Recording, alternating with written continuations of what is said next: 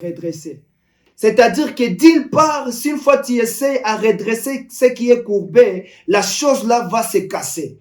C'est la raison pour laquelle Salomon avait dit. Et ce que Salomon avait dit était devenu comme une loi. Et d'aucuns ignorent que la loi nous limite, nous. La loi limitait toujours les enfants de Dieu. Alors ici, nous voyons alors l'histoire de la femme qui se retrouve dans le même cas que Salomon. Alors ici, cette femme, il y avait un esprit qui l'avait rendue infirme pendant 18 ans. Et qu'est-ce que la Bible ici nous dit? Que la Bible nous dit que cette femme, elle était courbée et elle ne pouvait pas du tout se redresser. C'est-à-dire que cette femme était condamnée déjà par la parole et la loi de Salomon. C'est pourquoi vous allez comprendre que cette femme fréquentait toujours la synagogue. Mais le chef de synagogue voyait que, sûr et certain, comme Salomon avait dit, que l'histoire de cette femme est déjà terminée. Et pourtant, le jour-là, bien-aimé, dans la synagogue, il y avait la présence de Jésus-Christ, qui est l'expression parfaite de la grâce de Dieu. Parce que lorsque la loi de Salomon, lorsque la parole que Salomon avait prédit réellement que ce qui est courbé ne peut jamais se redresser, alors cette femme, elle ne cessa jamais de venir dans la présence de Dieu. C'est dans la présence de Dieu que nous trouvons réellement la grâce parfaite qui est Jésus-Christ par excellence.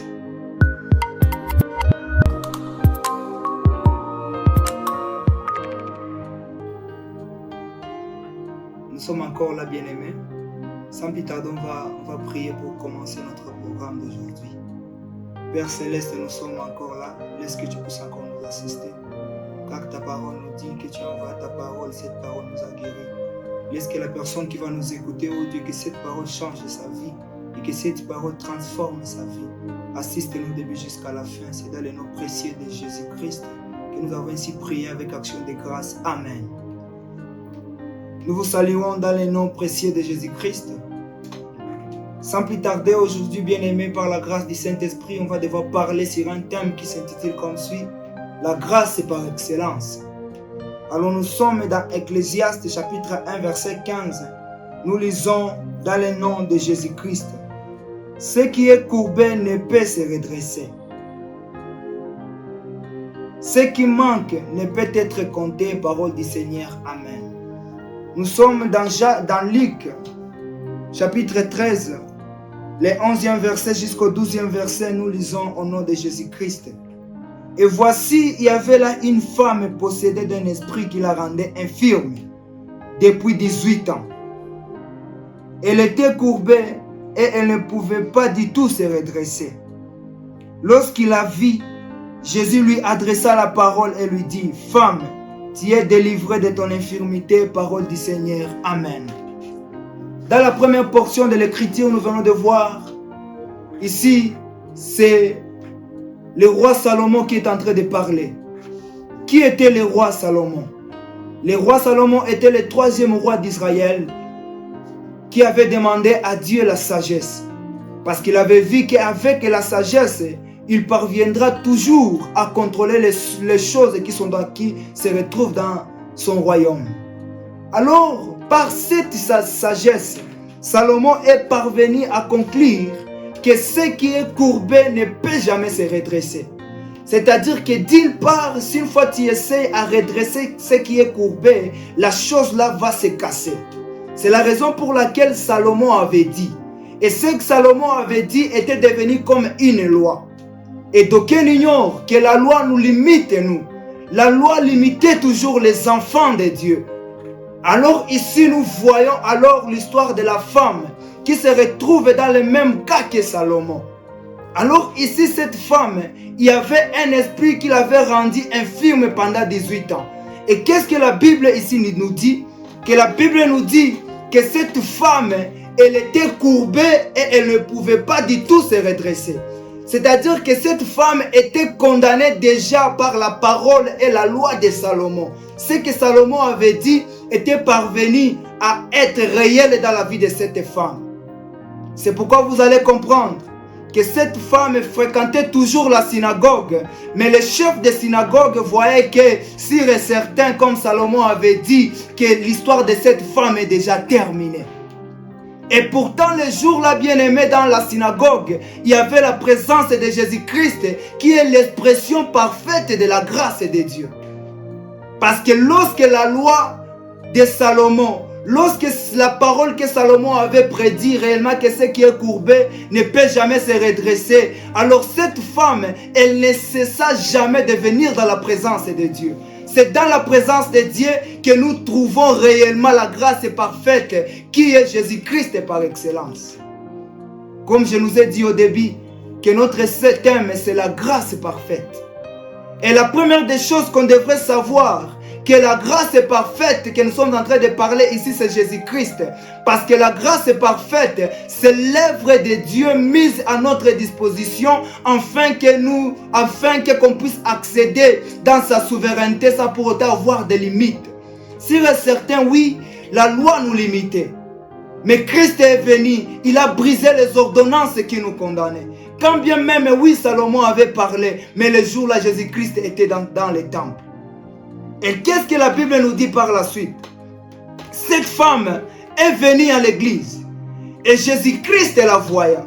La seule chose qui peut nous fortifier dans ce moment est qu'il y a quelqu'un qui nous voit. Quand bien même les hommes nous ont limités en disant qu'on ne méritait pas, en disant réellement qu'il y avait quelqu'un qui avait dit, ce n'est que les hommes qui ont dit. Mais l'essentiel est de comprendre qu'il y a quelqu'un d'abord qui nous voit dans notre détresse. Parce que Christ est l'expression parfaite de la grâce de Dieu. Parce qu'il y avait déjà une coupure entre l'homme et Dieu. Alors Christ était comme l'intermédiaire. Et cet intermédiaire-là, c'est la grâce. Alors la grâce nous permet d'entrer dans la souveraineté de Dieu sans pour autant avoir des limites qui vont nous bloquer. C'est la raison pour laquelle cette femme venant dans la synagogue, Christ était déjà là. Parce que pour Salomon, l'histoire de cette femme était déjà terminée. Pour Salomon, sûr et certain que cette femme ne pouvait plus du tout se redresser. Mais au-delà de la loi, cette femme espérait toujours. C'est pourquoi j'aimerais dire à quelqu'un, c'est encore possible parce que la grâce de Dieu est toujours disponible. Et cette grâce que nous sommes en train de parler ici, c'est Jésus-Christ lui-même. Alors lorsque Jésus-Christ voyant cette femme, Jésus-Christ, il a dit juste qu'un seul mot. Et il a dit à cette femme, femme, tu es directement délivrée. Et aussitôt, ce qui était courbé avait pris la forme. Alors je ne sais pas, bien aimé, qu'est-ce qui te caractérise dans la vie. Je ne sais pas quelles sont les personnes qui ont prédit des choses dans ta vie. Quelle est la loi qui t'avait limité. Mais la chose qu'il faut savoir, que la grâce est par excellence. Christ lui-même est toujours là présent pour transformer cette loi à notre avantage. C'est la raison pour laquelle, bien aimé, en ce que moi je sais que rien n'était possible à Dieu. Lui qui avait disponibilisé la grâce en notre faveur. Lui qui avait disponibilisé la grâce qui est Jésus-Christ. Cette grâce va transformer notre vie. C'est la raison pour laquelle, bien aimé, j'aimerais dire à quelqu'un que ce qui est important, c'est de se poser la question. Est-ce que tu as Jésus-Christ dans ta vie? Parce que lorsque tu as Christ dans ta vie, quel que soit ce que les hommes ont dit, qui est comme la loi, quelle que soit leur parole qui se forme comme la loi, qui te bloque de ne pas avancer, parce que la grand-mère avait dit, parce que réellement mon père avait dit, oui, ce sont des hommes qui ont dit. Mais je suis venu vous présenter la grâce par excellence qui est Jésus-Christ lui-même. Alors la question qu'il faudra se poser avant de terminer cette émission d'aujourd'hui, est-ce que réellement tu as cette grâce par excellence? Est-ce que réellement tu as Jésus-Christ dans ta vie? Parce que lorsque tu as Jésus-Christ dans ta vie, aussitôt il y a la nouvelle naissance. Parce qu'avec la présence de Christ, avec la présence de cette grâce, ça transforme d'abord, ça casse d'abord l'ancien homme qui nous limite et ça crée dans nous un nouvel homme qui nous aide toujours à être en connexion avec Dieu. Alors la question qu'il faudra se poser, bien aimé, est-ce que tu as encore Christ dans ta vie? Est-ce que tu as Dieu dans ta vie? Parce que la présence de Jésus-Christ dans ta vie, bien-aimé, directement cette grâce est disponible. C'est pourquoi j'aimerais dire à quelqu'un, quand bien même il y a la grâce, mais il y aura toujours cette grâce à un temps bien fixé. Il y aura un temps, on cherchera à avoir cette grâce, mais ce temps-là ne sera pas à notre disposition. C'est pourquoi j'aimerais dire à quelqu'un, il est grand temps, bien-aimé, si une fois tu n'as pas Christ dans ta vie, il faut le recevoir et il va transformer les lois qui te condamnent. Il va mettre la grâce parfaite à ta disposition pour que tu aies l'accès facile dans la souveraineté de Dieu. Parce qu'il y aura plus le voile qui va commencer, il y aura plus le voile qui sera comme la limite, mais directement cette voile sera déchirée et cette grâce nous fera directement entrer dans notre souveraineté. Cette grâce va nous présenter à tout moment devant la face de l'Éternel.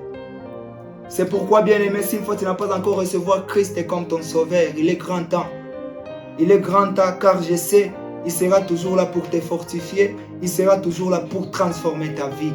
C'est pourquoi, bien-aimé, aujourd'hui on en parlait sur un thème qui s'intitule comme sur la grâce par excellence. On a dit que Jésus-Christ est la définition parfaite de la grâce de Dieu. Parce que l'œuvre parfaite que Dieu avait mis à notre disposition, c'est la présence de Christ. C'est la raison pour laquelle on dit que Jésus-Christ avait même brisé les ordonnances qui nous condamnaient. C'est la raison pour laquelle les lois qui te condamnent, bien-aimé, il faut juste avoir cette grâce et ces ordonnances n'auront plus de pouvoir sur ta vie. Alors laisse que Dieu vous bénisse et laisse qu'il bénisse sa parole.